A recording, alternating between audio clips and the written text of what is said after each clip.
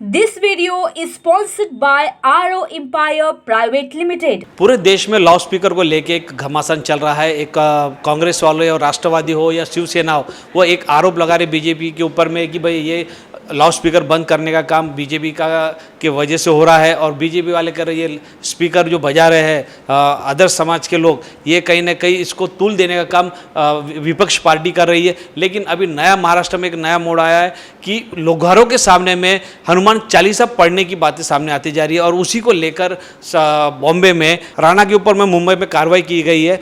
इसी मुद्दों को लेकर हम नागपुर शहर के अध्यक्ष राष्ट्रवादी के दुनेश्वर पेटे से पूछेंगे जो ये हालत है, इसके पहले ऐसी कभी देखी नहीं गई कि लाउड स्पीकर का मुद्दा हो या हनुमान चालीसा का मुद्दा हो। दुनेश्वर पेटे जी, ये मेरे को बताएं, इसके पहले कभी आपने सुने क्या लाउड स्पीकर को लेकर कई विपक्ष और पक्ष आपस में लड़ रहे हैं? और अभी हनुमान चालीसा का मुद्दा जो महाराष्ट्र में चल रहा है, जिस पे राणे के ऊपर में कार्रवाई की गई, ऐसा है अभी तक के तो ये जब से 7 साल 7.5 साल हो गए भारतीय जनता पार्टी की, मोदी जी की जो गवर्नमेंट आई, तब से अलग अलग प्रकार के विवाद अलग अलग स्टेट में हो रहे हैं।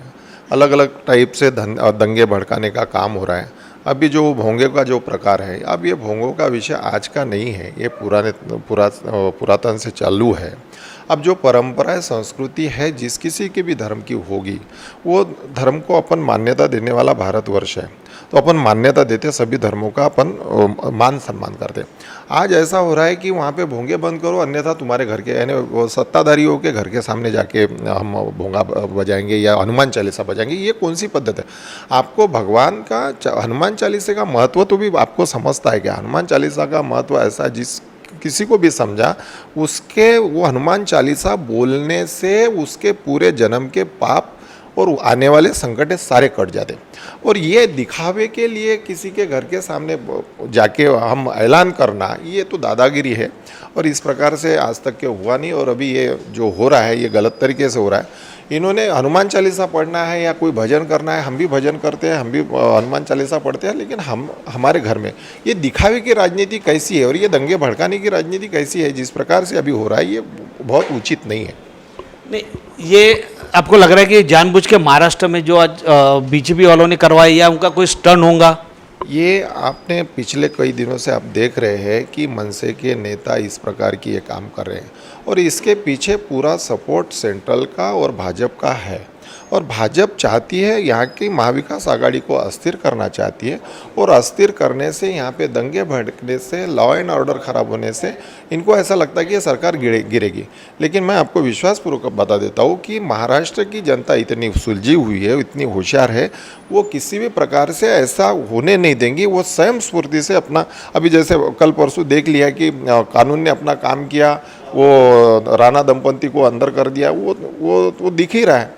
यहाँ पे ऐसा कुछ होने वाला नहीं है और इन ऐसे धंधे करने वालों को सबक आगे चल के जनता ही सिखाएगी। एक पूरे देश में जो एक वातावरण चल रहा था हिंदू मुस्लिम का, उसके बाद में स्पीकर का आ गया, अभी ये हनुमान चालीसा आ गया। ये आप आज इतने आज अध्यक्ष भी है, आज हम कभी बचपन से लेकर अभी तक की ऐसे मुद्दे सुने क्या? देखिए, आपने नहीं, हमने हमारे लाइफ में नहीं देखा, ना सुनने में आया ना पढ़ने में आया। एक आध बार विषय कई दंगे हुए होंगे, उस दंगों का एक अलग एक कुछ गोधरा कांड भी हुआ, वो किस प्रकार से हुआ, ये जिस प्रकार से आज के जो दंगे भड़काने का जो काम हो रहा है, जिस प्रकार से आज हिंदू धर्म में, हिंदुओं में, मुस्लिमों में जो डिफरेंसेस लाने का काम जो कर रही है, ये इसमें पॉलिटिकली हाथ है। और ये पॉलिटिकली ये अपने बेनिफिट के लिए ये सब करना चाहती है। यानी हिंदू मुस्लिम का जो मुद्दा चल रहा है अभी, सिर्फ हिंदू मुस्लिम, तो इसके विरुद्ध में तो और बहुत सारे मुद्दे, महंगाई का मुद्दा है, सिलेंडर के मुद्दे हैं, बिजली का मुद्दा है। इन मुद्दों के ऊपर में किसी का ध्यान नहीं जा रहा। वही मैं बात बोल रहा हूँ कि हिंदू मुस्लिम करके इनको क्या करना है।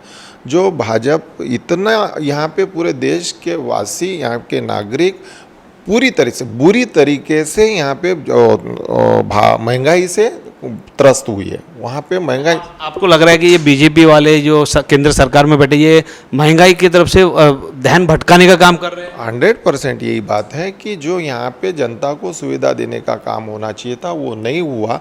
और उल्टे ये दंगे भड़काने से वो जो लोगों के इसमें जो आक्रोश आया हुआ महंगाई के लिए, वो आक्रोश दबाने का काम इस प्रकार से विवाद खड़े करके करना चाहते हैं। आप लोग जो महंगाई के मुद्दे इतने हैं अभी, इस मुद्दों को कैसे सामने लाओगे? क्योंकि आप लोग, मैं देख रहा हूँ कि महाराष्ट्र में भी इन जो महंगाई के मुद्दे हैं ये कोई सामने ला नहीं रहा है। सिर्फ एक दिन का आंदोलन होता है, दूसरे दिन सब शांत बैठ जाते हैं। अब ऐसा है, ये महंगाई का, ये जो सरकार अगर व्यापारी बन जाए, वो व्यापारी अगर सरकार बन जाए तो उस देश की जनता ऑलवेज त्रस्त रहेंगी, उसको उनको तकलीफ होगी। जब तक के सत्ताधारियों को, सेंट्रल को ये ध्यान में नहीं आता कि हम जो उनका जो नियोजन, जो कार्यक्रम है, जो नियोजन है, वो पूरी तरीके से फ्लॉप हो रहा है। आज वर्ल्ड वाइज अपने भारत की किस प्रकार से यहाँ पे दुर्गति हो रही है ये देखे जा रहा है। एक तरफ अपन बोलते हैं कि अपन महाशक्ति की तरफ जा रहे हैं और दूसरी तरफ यहाँ की जनता को हर चीज़ के लिए तरस रही है। और ये ऐसा नियोजन या ऐसी सरकार चलाना जिस प्रकार से भी हो रहा था, ये सिर्फ फोटो के लिए या सिर्फ सत्ता काबिज करने के लिए ही इन्होंने ये सब काम चला रहा है। अब राष्ट्रवादी के अध्यक्ष हैं नागपुर के, मेरे को बता, महानगर पालिका का 2022 में चुनाव है, उसमें कैसे आपकी भूमिका रहेगी? कितने सीटें निकालने की तैयारी है? ये महंगाई के मुद्दे को आगे रखोगे क्या?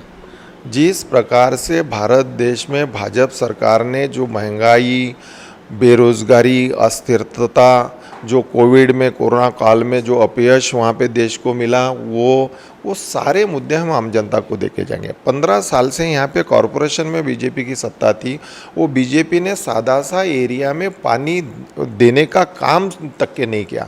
और जो पानी देने का, कहीं पानी देने का या कहीं रोड देने का काम करना पड़ा तो वहाँ पे 800 टाइम्स इन्होंने टैक्स तक के बढ़ाया, महंगाई इन्होंने बढ़ाई है।